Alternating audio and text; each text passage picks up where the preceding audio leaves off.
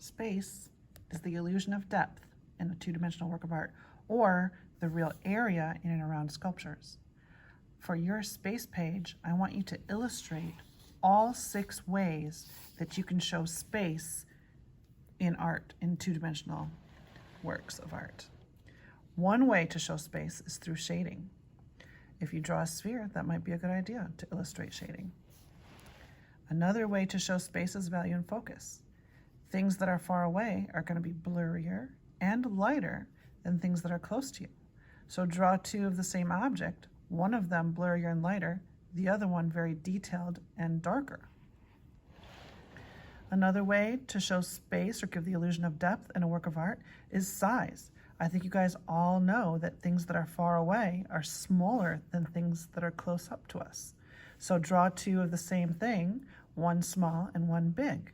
My little stick figures are, you know, what they are. They could be better, but I want your illustrations to look much more zhuzhy than mine. You have 2 whole days to do this, you guys. I think you can do it. Another way to show space or give the illusion of depth in a two-dimensional work of art is overlapping. You can tell that this thing that's supposed to be a baseball or a softball is in front of the cup of coffee because it's overlapping the cup of coffee. Draw 2 objects, one of them overlapping the other, and that can show overlap. Placement. This one's a little trickier because you have to have a horizon line. Things that are higher on your page or closer to the horizon line should appear like they're farther away, even if they're the same size. I think my dog that's far away is slightly smaller than my dog that's close up, so it adds to that illusion. But even if they were exactly the same size, the one that's up higher on your page should seem like it's farther away than the one that's lower on your page. So draw some objects, some of them high on the page, some of them low on the page. It's helpful sometimes to have the horizon line as well, and that will show placement. A linear perspective is the last way that we use to show the illusion of depth, to show space, in a two-dimensional work of art. But instead of drawing linear perspective down here, I decided to use linear perspective in my title.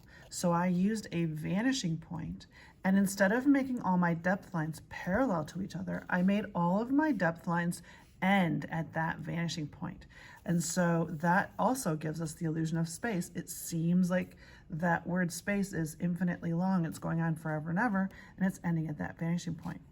You can also draw the word space, or you can make your title with a vanishing point and then draw endings to your letters so they don't go on forever. But you can see clearly here, because I didn't erase my lines fully, that all of these depth lines actually do meet at that one vanishing point. I'm going to show you how to do this today in this video. All of the rest of the types of space that you can show, shading, value and focus, size, overlap, and placement, you'll have to refer to the pictures in the slideshow that also has the definition for space. I definitely want you to use your linear perspective to make your title, write your definition underneath it, and then give me an illustration of each of the 6 types. Well, there would be 5 more because this is one of them. There's 6 total. This is one. Then you need 5 more illustrations after that to show all of the types of space. You can try to fit them all on the same page like you saw the first illustration that I was showing you or using to tell you what to do. Or you can put them on separate pages and then just submit more than one photo. It doesn't matter to me if they're all on the same page or not. So the first thing you have to do when you're writing out a word, no matter what method you're going to use, is very lightly sketch the letters so that you know how big it's going to be and how much space it's going to take up. Get it? Space, huh? So I want to leave some space, some area above my word space so that I have room to make a vanishing point up here and then to connect all my lines to that vanishing point. By the way, you don't have to go up. You could go down. You could make your space, your word space at the very top and make your vanishing point underneath it. That might be a little tricky, but if you want to challenge yourself, you could try that. So let's plan out where our word is going to go. Here are my light lines that I'm just barely drawing on my paper. You may not even be able to see them, they're so light. But this is the word space. It seems like if I make the letters that big that it'll fit nicely. Now we're going to make them into block letters by drawing crisp lines around our outlines. Okay, now the S is always hard to do. You can see my S got a little skinny in the middle. That's fine, don't worry about it. This is gonna be my P.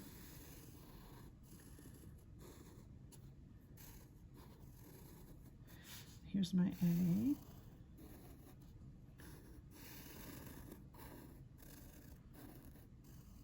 Now the beauty of watching this video instead of having me do it during class time is you can pause the video at any point if I'm going too fast, right? And I'm actually not going to give you time during this video to draw with me, so you will have to pause it whenever you need a little more time to catch up.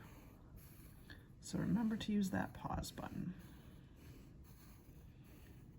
so that you can fully understand it. Okay, there's my word space all written out. Now I can erase my sketchy lines because we don't need those anymore. And the next thing I need is a vanishing point. I need that point in the distance where all of these depth lines are going to meet, come together.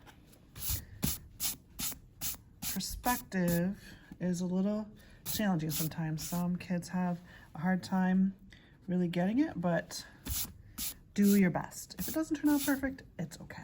Don't stress about it, right? I'm gonna make my vanishing point just slightly to the right of the letter A, like kind of between the letter A and the letter C. That will help me a little bit so I can see a little bit more of this side of the A. Otherwise, you don't really see any lines from the A. And then the best thing to do is to use a ruler, okay? Pull out my ruler from my drawer. If you don't have a ruler handy, you may want to pause this video and take the time to go get a ruler or any kind of straight edge to use. So what you're gonna do is you're gonna put your pencil on the vanishing point like this. Make the ruler touch the edge of your pencil. You can see how that's hitting the pencil like so. And then pivot the ruler until it comes to the very edge of this S where you almost see the S disappear. So right there, I can still see the edge of the S, barely. It's just about ready to disappear. Now I can draw that vanishing line to the edge of my S. I can definitely see there's a point here, so I know I need a vanishing line that goes to that point. Always start with your pencil on the vanishing point. Pivot your ruler till it comes to the place where you want to draw your vanishing line, and then draw it. Now, I probably will see one here too, but it might hit my P. Let's see if it hits the P. If it does hit the P, then you have to stop. Nope, it's not gonna. But if yours does hit the P, you gotta stop when you come to the P, okay? Anytime you're about ready to hit one of your other letters, you cannot draw that vanishing line through because the other letter will be in front of it. Okay, now just like we found the edge of this curve, now we need to find the edge of that curve. And this one I know will run into the P. But I'm gonna line this up with just the very edge of that curve as soon as it touches. And then now my pencil's here on the vanishing point, so I know it's right. But I gotta go down here to draw it because guess what? Boom, it's gonna hit the letter P. You cannot draw through your letters, and you're not gonna see it over here because the P will cover it up. Now I'm gonna go to my next one here. Now this one is gonna run into the P, but it's gonna run into itself, the letter S. So I have to stop as soon as it hits anything right there. Now I don't actually see this one because if you notice, it's exactly lined up with the other one. They're like perfectly in line with each other, so you don't really see it. Okay, now let's go on to the P. This part of the P is going to be kind of like the S. You just slide your ruler until it disappears just barely. Right there's where I see it. Oops, I went past. Okay, and now this part of the P is going to be the same as the other curves. You just get your ruler to touch the very, very edge of that curve, which is right there. Draw that. And then down here, I'm switching my ruler to the other side because it's a little easier. Oh, look, it's gonna go all the way. I'm not running into anything. Make sure your vanishing point is right on the ruler when you do this. Now here, let's see if we see anything. I don't know if we will or not. Make sure it's touching your vanishing point. Yep, I see just a tiny bit right there. Okay. Now let's move to the A. We need one here. Oh, look at that corner is the same line as the P. They're right in line with each other. They're the exact same line. That usually doesn't happen. There's that one. I cannot see this one. It goes through my letter. Let's see if I see this one. Just barely. Let's see if I see that one. Just barely. And that one. Okay, this one's going to run into the C. So as soon as it hits another letter, you have to stop drawing it. Now let's do the C. Put your pencil on the vanishing point, slide your ruler till it touches, just touches right there. Draw that. Go over here. Draw that. Let's do this part of the C. That one's going to hit, so we're going to stop, and let's see if we see this one. This one's at a slightly different angle than the S was, so over here on the C, we actually do see it. Haha, we see it. Okay, there's the vanishing point again. We'll do the bottom of the E. We'll stop as soon as we hit something right there. Now, this might be starting to make sense to you when you're looking at it. It might start to, you know, be something that you can recognize, but really the shading is what's going to make it the best. Because if we just leave it like that, you know, it sort of looks like what it's supposed to, but it really doesn't have that nice effect until it's shaded. But also, we could make these letters not be infinite, like they're going on forever, never, never until they disappear out of our sight. We actually want them to end. So one thing that we can do is we can take our ruler and put it straight on our page. So like, make sure you can use the top of your page or the bottom of your page, but make sure your ruler's nice and straight like this. And pick a spot where you, like how deep do you want your letters to be, right? Pick a spot where you want them to end. Make sure it's nice and straight. Like look at this space right here, make sure it's straight. And draw a very light line across them like this. Now, this is technically where our back edge is going to be, the back side of these letters. Remember, back edges have to be parallel to front edges. So even though our depth lines are different, they're not parallel this time, our back edges still do have to be parallel. So this curve of the S, that has to match over here. We've got to create that same exact curve. And this is where it's going to end right here. So it's going to come down like that, okay? That curve and that curve. And notice I stayed between these two vanishing lines, okay? Wherever they started from, they have to end the same way. Now this line goes between these two vanishing lines and it goes that direction. So, gotta try and mimic that. If you're not sure of your ability to mimic it, you can take your ruler and line it up with that and slide it back to there. And then you'll know for sure it's parallel. So there's the S. Now this part of the S, we can just barely see it. It's about that far away from here, so we got to make it, you know, a little space away from that. So technically this part of the S is right there too. We just don't see it all. Okay, now the P, we're going to remember this line that we drew. That's going to be the top of our P.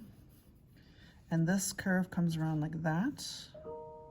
Try to match it. This is a little bit of a tricky thing to do. So if you guys can accomplish this, I'll be pretty impressed. You don't have to do this step. If you want to make your word space just keep going all the way to the vanishing point, that's fine. If this part of the drawing is too hard for you, don't worry about it. We don't see this, it's way in there. This part we do see. You just kind of got to guess. I'm sure there's some mathematical formula for figuring out like how far apart those things are, but you know, this part goes like this and that goes out. So, you know, you got to imagine like how it's going to look back there, right? Okay, the A is going to be easy. This line right here that we drew across there is going to be the same. That's a horizontal line, so it's going to be the same.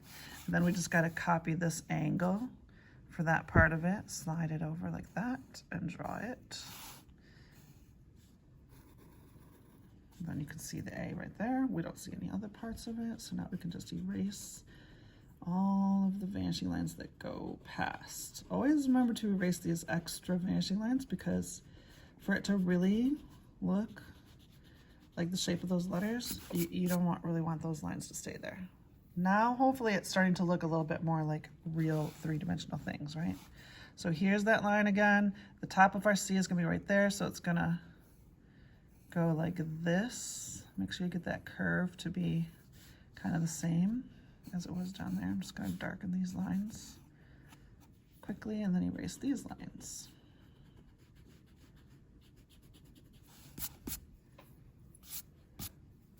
And then finally the E. This part is super easy. You just draw that horizontal line there. And then this line is a vertical line, so we just got to keep our ruler straight. And then we could draw that. And there you go. Now the drawing part of the linear perspective title is finished. Now we just have to shade it. So when you're shading, think about, where is it going to be the darkest?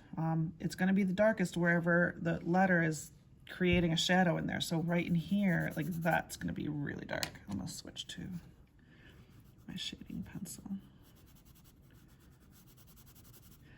If you can, or if you do show pencil lines, it's kind of nice for your pencil lines to kind of show in this direction, the same direction as the vanishing lines go, because that will enhance that like really deep perspective.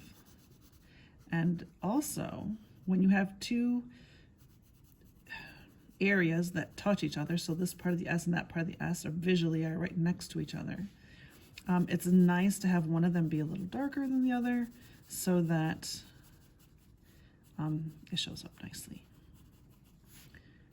And this one's going to be dark as it comes in, like that. Okay, I'm not going to take my time and shade these super well. I'm just going to do it really fast, which means that my pencil lines are showing all over the place and it's looking a little bit messy and haphazard. I do not want your work to look messy or haphazard. I want you to take your time and do a much better job shading. So the tops of all these letters are going to be very light. I'm just very lightly drawing some depth lines. Now on the P, it's going to slightly get a little darker, but remember this part right here should be darker than that part. Same for the S, it's going to be very light up here. And as it goes around the corner, it's going to get slightly darker. That gives us the illusion of that curve. I actually need a little bit of shading in here. But you got to make sure that this shadow is not as dark as that shadow.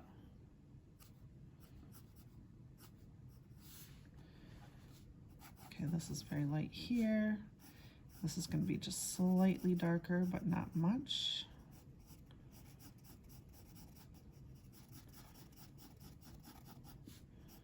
Sorry about how long it takes me to explain this. This video is getting a little bit long. Remember, you can always put me on 2 times fast speed or whatever. Listen to me talk really fast and then just pause me whenever you need to. But, you know, I feel the need to show the whole entire process to you. That way, you can watch and rewatch this video until you get it right.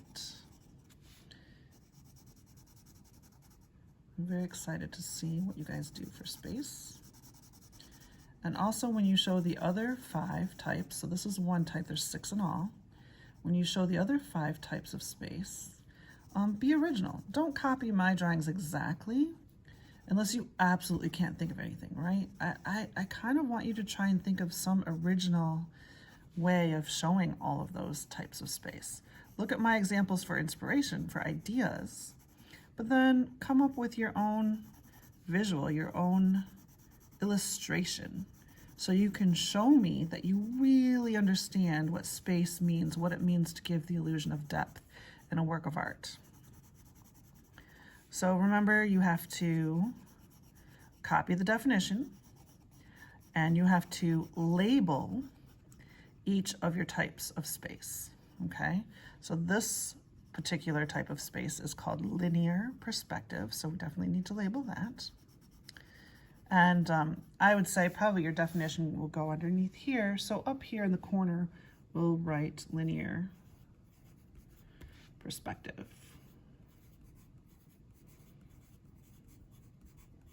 So then I'll know that you know that that's what this is. And then you can label your other 5 types down here and draw a little illustration for each, or you can make each one on a different page. You can do 2 to a page, however much space you need.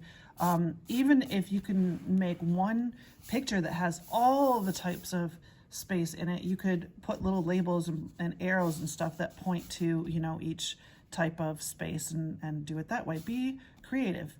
You guys have 2 days to do this without me next week, and I can't wait to see what you guys come up with. Hopefully this helped you out.